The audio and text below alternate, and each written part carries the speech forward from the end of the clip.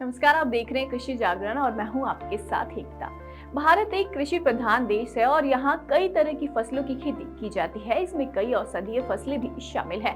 ऐसे ही एक औषधीय फसल है सहजन, जिसे मोरिंगा भी कहा जाता है। सहजन की खेती पिछले कुछ सालों में किसानों के लिए काफी ज्यादा लोकप्रिय हुई है, क्योंकि इसमें कम लागत में अच्छा मुनाफा कमाया जा सकता है। कृषि जागरण की इस खबर में हम आपको सहजन की दो ऐसी उन्नत किस्मों के बारे में बताएंगे, जिससे किसान लाखों का मुनाफा कमा सकते हैं। तो आइए विस्तार से इसके बारे में जान लेते हैं। अब जिन लोगों को नहीं पता है कि सहजन क्या है, तो उन्हें बता दें कि सहजन मोरिंगा ओलिफेरा लैम एक देशी पौधा है, जिसका उपयोग हजारों वर्षों से एशियाई और दक्षिण अफ्रीकी देशों में मेडिकल पर्पस के लिए किए जाते हैं। दरअसल भारत की एक सहजन का प्रमुख उत्पादक है। फेवरेबल क्लाइमेट की वजह से साउदर्न स्टेट इसमें महत्वपूर्ण योगदान देते हैं। इसे अंग्रेजी में ड्रमस्टिक कहा जाता है। सहजन की सबसे खास बात यह है कि इसकी खेती बंजर जमीन में भी हो सकती है। इसके अलावा इसकी खेती अन्य फसलों के साथ भी आसानी से की जा सकती है।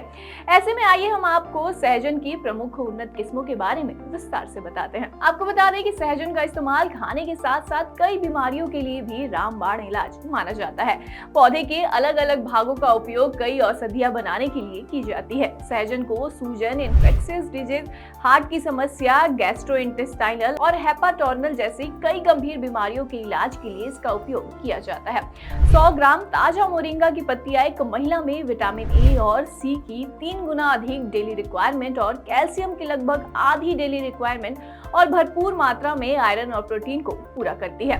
इसी के साथ आपको बता दें कि एक बच्चा अगर 20 ग्राम पत्तियों में सभी आवश्यक विटामिन ए और सी भी प्राप्त कर सकता है। ICAR यानी कि Indian council of agriculture research के मुताबिक सहजन की दो उन्नत किस्में हैं।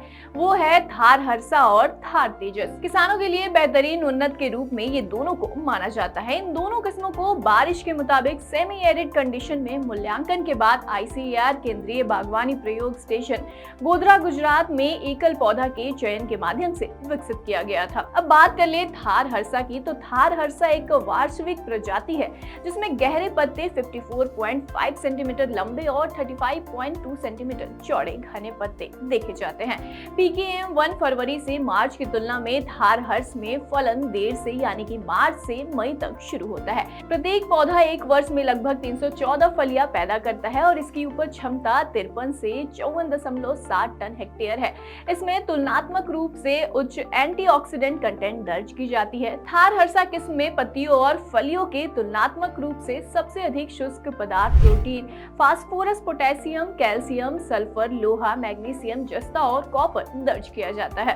अब बात कर ले दूसरी वैरायटी की, तो वो है थार तेजस। दरअसल थार तेजस के पौधे 265 से 318 सेंटीमीटर तक बढ़ते हैं और 261.5 सेंटीमीटर पूर्व पश्चिम और 287.2 सेंटीमीटर उत्तर दक्षिण तक फैलते हैं। इसमें 2.74 मीटर पौधे की ऊंचाई, प्रति पौधा 245 फलियां, प्रत्येक फली का वजन 218 ग्राम, फल की लंबाई 45 से 48 सेंटीमीटर और वर्षा आधारित अर्ध शुष्क परिस्थितियों में प्रति फली 9 से 10 बीज दर्ज किए गए हैं। आपको बता दें कि ये फल जनवरी मार्च के दौरान पकते हैं। ये तुलनात्मक रूप से जल्दी फूलने वाला पौधा और जनवरी मार्च के दौरान फसल जल्दी के लिए जानी जाती है।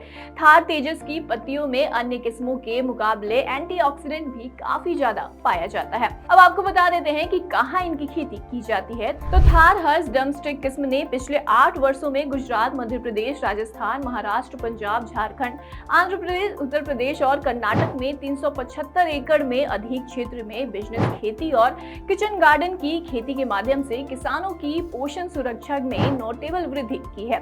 गुजरात में 850 से अधिक आदिवासी किसानों को पोषण सुरक्षा को बढ़ावा देने के लिए रसोई बागवानी के लिए रोपण सामग्री और बीज प्रदान किए गए हैं। इसी के साथ आपको बता दें कि इस किस्म की खेती करने वाले किसानों को देश में विभिन्न एग्रो क्लाइमेट परिस्थितियों में मोर और लेस अच्छी आय प्राप्त हो रही है। तो ये थी सहजन की खेती से जुड़ी और उसके किस्म के बारे में सभी जानकारी। लेकिन अभी भी आपके मन में इससे संबंधित कोई भी सवाल हो तो आप हमें कमेंट सेक्शन के जरिए अपने सवाल पूछ सकते हैं। इसी के साथ जाते जाते हमारे चैनल को लाइक, सब्सक्राइब और शेयर जरूर से कर लीजिएगा, ताकि हमारी खबरें सबसे पहले आप तक ही पहुंचे।